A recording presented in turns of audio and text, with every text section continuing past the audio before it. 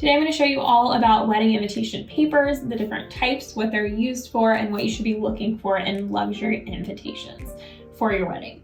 Hi, I'm Laney. I'm a stationery designer. I also have a monthly membership platform called Stationery School for other invitation designers if you're interested, and you can check out more of my wedding invitations at designbylaney.com. Now I've got my handy camera set up to give you close-ups on some of these papers, and I'll tell you what they're best used for, how to classify different papers, and what some of the terms mean. The most commonly known as luxurious wedding invitation paper is cotton, and it's made out of cotton. Obviously, it is an environmentally friendly paper, and it's got a lot of really beautiful texture. It can be single or double thick. This is a single and this is a double thick.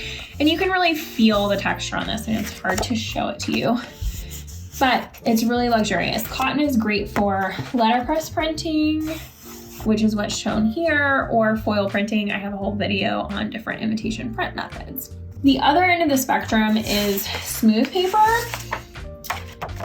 And that's what I use for photo printing if I'm ever doing like a photo save the date. This is an envelope liner and it's printed on smooth paper. It's smooth, kind of like your photo paper or your general copy paper that you might find. This is gonna be the cheapest option.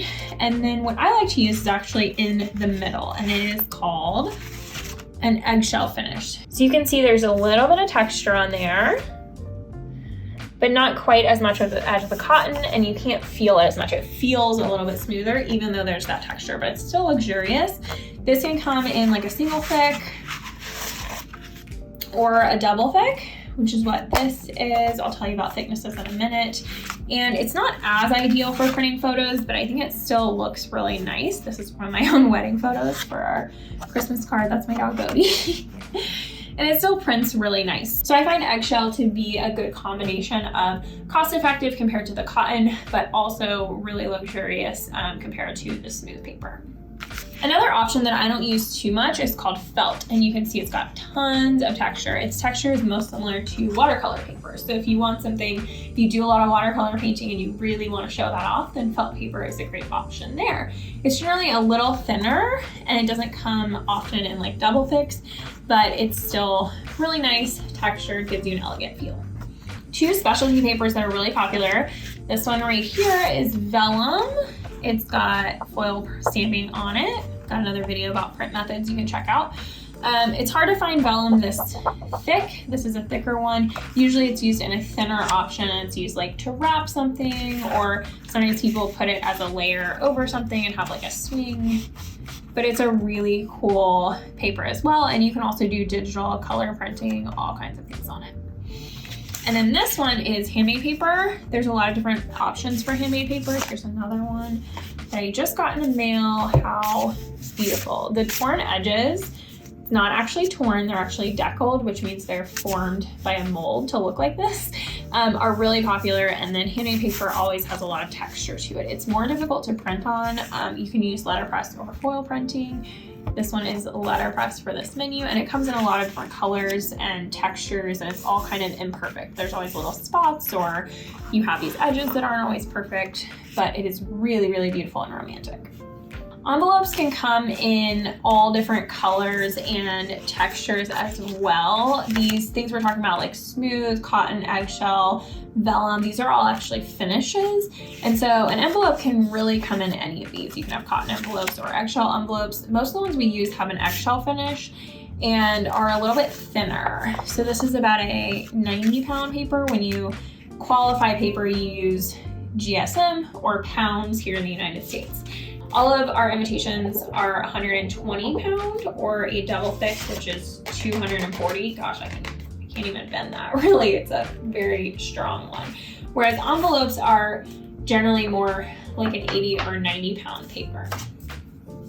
And then there's one more way that we qualify paper, which is called text versus cover. So even if you have something that is 90 pounds, it could either be 90-pound text or it could be 90-pound cover. And a cover stock is something you would use for like a cover of a book, which is what we always use for wedding invitations.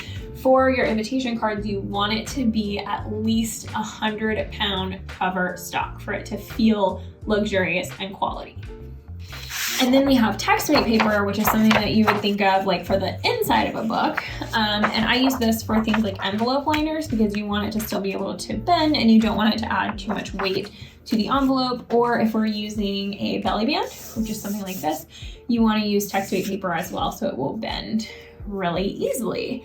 So just to run through those again, this one is cotton. It's got letterpress printing on it. It comes in single or double thick. We've also got smooth paper, which is ideal for photo printing. It doesn't always have to be, this is a text weight, but it does come in cover weight as well. That's what a lot of websites like Minted or Shutterfly will use for wedding invitations, and that's why they might feel a little bit less luxurious because they don't have the texture of cotton, or my favorite, I've lost her.